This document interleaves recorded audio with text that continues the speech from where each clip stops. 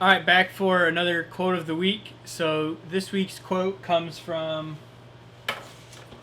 Who Moved My Cheese. It's a book I just finished last week. It's short. It's only like 100 pages, and the text is pretty big, and there's some pictures and things like that. But this book was actually recommended to me from a teacher I had in high school, who always used the term, who moved my cheese, and I was like, what the heck does that even mean? And so she kind of explained it to me and recommended this book, and 6 years later, I'm finally getting around to reading it.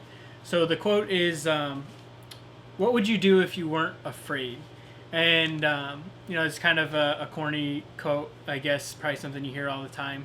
But they use the whole page for it in this book, and kind of just made me start thinking. What would I do if I wasn't afraid of failing, or what would I do if I wasn't afraid of not being right? Would I speak up more? Would I try more things? And starting the residency, honestly, is a little scary, and I'm a little bit afraid of failing or not doing well as well as I want to, or meeting expectations. But I'm trying to put that aside. So that's why I decided to make that this week's quote, was just to remind me that if I let my worry and my slight fear, I guess I would say, kind of overtake me throughout this whole residency process, and I didn't just go for it, then I wouldn't be here, and I wouldn't be getting all of the great experiences that I've gotten so far, and I wouldn't be in such a great learning environment with tons of peers and mentors.